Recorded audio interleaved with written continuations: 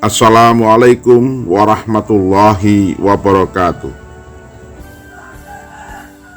Selamat datang kami sampaikan kepada siswa baru SMA Negeri Tulaan tahun pembelajaran 2021-2022. Pada pagi hari ini kita berjumpa lagi dalam acara MPLS Daring SMA tahun 2021 dengan tema etika dalam berkomunikasi. Baiklah anak-anakku sekalian, kita awali pembahasan hari ini tentang etika dalam komunikasi. Sebagai makhluk sosial, tentunya komunikasi tidak lepas dalam kehidupan kita sehari-hari. Dan komunikasi sebagai bagian dari kehidupan juga memiliki etika di dalamnya. Etika sendiri merupakan nilai dan norma yang berlaku untuk dijadikan pandangan dan standar manusia dalam bertindak dan bertingkah laku. Dalam kaitannya dengan komunikasi, etika komunikasi mencakup segala nilai dan norma yang menjadi standar dan acuan manusia dalam berkomunikasi dengan orang lain. Etika komunikasi menilai mana tindakan komunikasi yang baik dan buruk berdasarkan standar yang berlaku. Etika dalam komunikasi ada beragam dan tentunya tidak akan cukup jika dibahas semua di sini. Maka pada tulisan ini kita akan membahas beberapa etika dalam komunikasi yang sering kita lakukan dan kita temui sehari-hari. Yang pertama, bagaimana kita memulai pembicaraan. Dalam keseharian, tentunya kita pernah bertemu dengan keadaan yang membuat kita harus atau ingin memulai pembicaraan dengan orang lain. Untuk itu, ada hal yang perlu dan harus diperhatikan. Yang pertama, lihat keadaan calon lawan bicara. Apakah dia terlihat sedang sibuk atau terburu-buru? Kalau iya, mungkin kita harus mencoba berbicara lain kali, karena nanti kita justru akan mengganggu orang itu dan membuatnya tidak nyaman. Yang kedua, ramah dan sopan. Sapalah lawan bicara Anda dengan ramah dan sopan, namun tidak terkesan dibuat-buat. Kita bisa mengajukan pertanyaan basa-basi untuk membuka seperti, apa kabar? Mau kemana? Dari mana? Dan semacamnya. Yang ketiga, jangan hanya bicara, tapi dengarkan juga. Kebanyakan orang mengasumsikan komunikasi selalu berkaitan dengan bicara. Padahal tidak hanya itu. Mendengar juga salah satu bagian dari komunikasi dan hal ini sangat penting untuk dilakukan. Ketika kita terlalu sibuk bicara dan tidak memperhatikan apa yang diucapkan lawan, maka kita seperti tidak menghargainya. Yang kedua, komunikasi tatap muka. Komunikasi tatap muka bisa dibilang komunikasi yang hampir setiap hari kita lakukan. Dan berikut ini adalah beberapa hal yang harus diperhatikan dalam komunikasi tatap muka atau komunikasi langsung. Yang pertama, tatap mata lawan bicara Anda. Hal yang pertama harus dilakukan adalah menatap lawan bicara kita. Jangan sampai kita malah melihat ke arah yang lain dan membuat lawan bicara terganggu atau merasa tidak diperhatikan.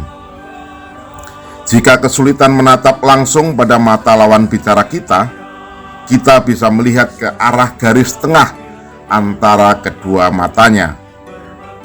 Yang kedua, jaga intonasi dan kecepatan bicara. Bicaralah dengan suara yang stabil, tidak terlalu pelan atau terlalu tinggi. Keduanya bisa menyebabkan orang salah mengerti dan tidak paham apa yang kita bicarakan. Selain itu, bicaralah dengan kecepatan normal supaya mudah disimak dengan baik. Yang ketiga, lontarkan pertanyaan. Sekali lagi, jangan hanya sibuk berbicara dan tidak menyimak apa yang dibicarakan lawan bicara kita. Tapi dengarkanlah dengan baik apa yang dikatakan lawan bicara dan sahutilah dengan melontarkan pertanyaan atau pernyataan balasan. Yang ketiga, komunikasi lewat media. Seiring dengan melesatnya perkembangan teknologi, baik teknologi komunikasi melalui media bisa dibilang sebagai komunikasi yang paling sering kita lakukan. Berikut ini adalah hal-hal yang perlu diperhatikan. Yang pertama, perhatikan gaya tulisan dan tanda baca. Karena komunikasi lewat media kebanyakan mengandalkan tulisan, kita harus lebih berhati-hati, utamanya dengan gaya bahasa yang kita tulis. Apakah sudah tepat atau seperti orang marah? Selain itu, penggunaan tanda baca juga sangat penting, terutama tanda seru. Sebaiknya kita meminimalisir penggunaan tanda seru atau huruf besar, karena kalau kita menulis dengan menggunakan huruf besar semua, cenderung membuat orang berpikir kalau kita marah. Yang kedua, atur intonasi, terlebih jika menelpon. Menelpon memang terdengar suara, namun mimik dan ekspresi wajah tidak dapat terlihat. Karena itu kita perlu mengatur intonasi suara kita ketika kita sedang menelpon agar orang tidak salah paham terhadap apa yang sedang kita bicarakan. Yang ketiga, pikirkan apa yang ingin ditulis.